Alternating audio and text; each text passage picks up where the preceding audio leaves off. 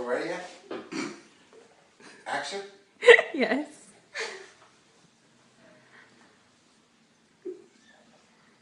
Hello, my name's Linda and today I'm going to be teaching you how to make a green smoothie. Green smoothies are my favorite post-workout right now. They're really good for replenishing and hydrating yourself afterwards, and they're just really easy to grab on the go. So what you're going to need is coconut water. It is a little pricey, so if you'd want to exchange it out, you could do juice or something like that. Even green tea works. I like coconut water because it's high in electrolytes and potassium. The next thing you're going to want to get is, I cut up some fruit. You can buy frozen fruit if you want. I chill this for a little bit, so that way it's an icy smoothie. You're going to want pineapples, mangoes, and bananas. Bananas are really great because they're good in energy, increasing your mood, and relieving stress. So that's great after a workout, and they really help thicken them up. The next thing you're going to want to get is mangoes, which help alkalize the body, clear skin, lower cholesterol, and improve digestion. And pineapples are really great for adding sweetness to the smoothie. They're the only source of bromelain known. It helps alleviate joint pain, arthritis, and reduce inflammation. The next thing you're going to want to have is kale or spinach. This huge thing I got at Walmart, it's not organic, which is the only downfall, but only $3, and I've already made a couple of salads out of this. So that's really great, and it's pretty cheap because you can make about like 7 salads and smoothies on top of it. So great for college students and being affordable. Kale is great because it's high in iron, antioxidants, and calcium. The next thing you're going to want to get is a blender. I suggest a high-tech one, like a Vitamix or a Ninja, because they really help blend up the smoothie. Otherwise, you're going to get a kind of gross, chunky one. And then mason jars are optional, but I like to use them because they're easy to clean and they're pretty cheap. You could get 12 for $7. And they're really easy to clean. It may sound a little expensive, but they're pretty versatile for crafts, oatmeal, all those things to grab on the go.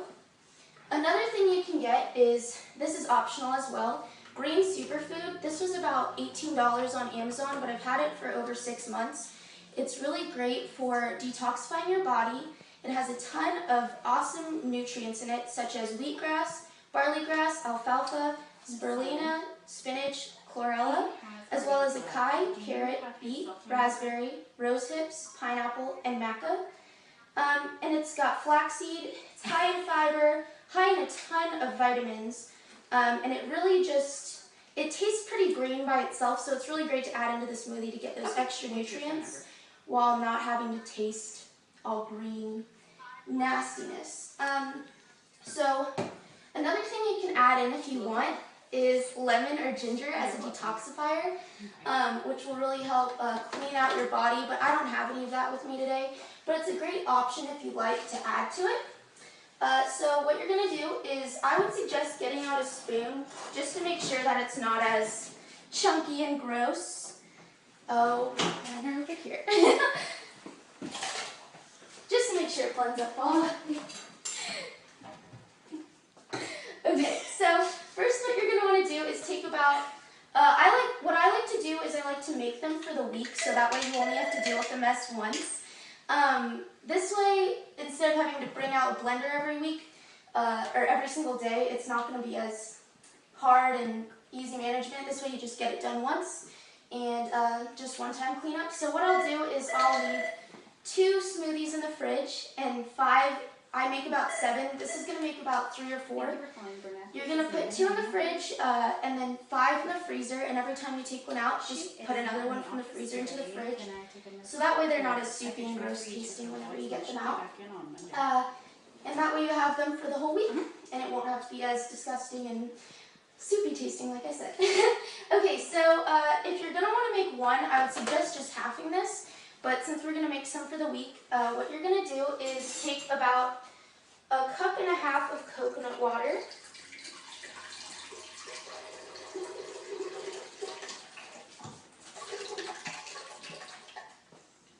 That seems good.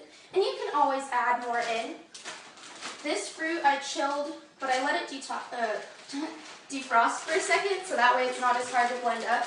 It smells really tropical. And then about 2 handfuls. I already cleaned this and put it back in the bag. 2 handfuls, of kale.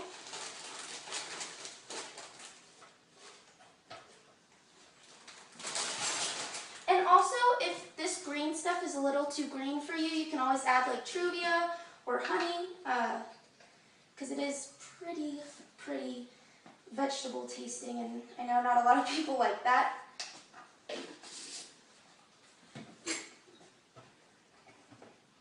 And then just blend it.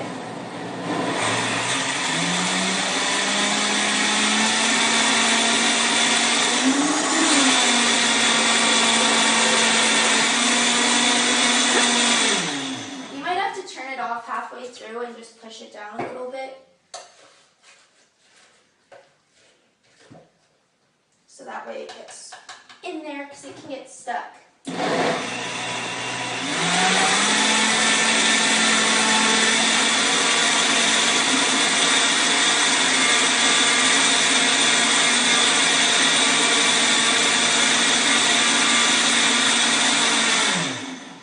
And just make sure it's blended all the way through.